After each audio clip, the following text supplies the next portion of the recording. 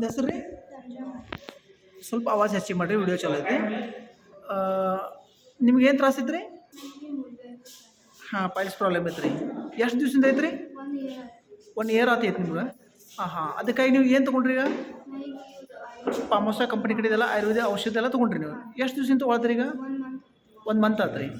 ಹಾಂ, ಈಗ ಹೆಂಗೆ ಅನಿಸ್ತೈತಿ ನಿಮ್ಗೆ ಈಗ? ಕಡಿಮೆ ಅನಿಸ್ತೈತ್ರಿ ಈಗ?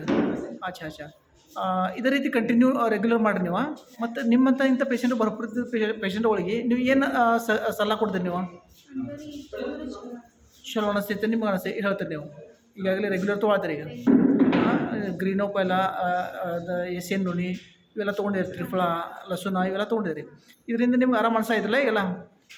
ಕಂಟಿನ್ಯೂ ಮಾಡಿರಿ. ಆಮೇಲೆ ಇದೇ ರೀತಿ ರೆಗ್ಯುಲರ್ ಇರೋದ್ರಿಂದ ಪೂರ್ಣ ಕ್ಲಿಯರ್ ಆಗಿ ಹೋಗ್ತೈತ್ರಿ. ಓಕೆ, ವರ್ಷದಿಂದ ತ್ರಾಸ ಇದ್ದಿದ್ದು ಒಟ್ಟು 1 ತಿಂಗಳು ತೊಗೊಂಡಿದ್ರಿ. ಈಗ 1 ತಿಂಗ್ಳದಾಗ ಎಷ್ಟು ರಿಸಲ್ಟ್ ಬಂದಿದೆ ಅಂದ್ಕೊಳ್ಳಿ, ಇನ್ನೂ 1 ತಿಂಗಳು 2 ತಿಂಗಳು ತೊಗೊಂಡ್ರಪ್ಪ ಅಂತಂದ್ರೆ ಪೂರ್ಣ ರಕ್ತದಿಂದ ಪೂರ ಸ್ವಚ್ಛಾಗಿ ಹೋಗ್ತೈತಿಲ್ಲ. ಓಕೆ, ನೀವು ಕೈ ನಮಗೆ ಮಾಹಿತಿ ಕೊಟ್ಟರಲ್ಲ, ಅದಕ್ಕಾಗಿ ತುಂಬ ಧನ್ಯವಾದ. Thank you madam. Thank you so much.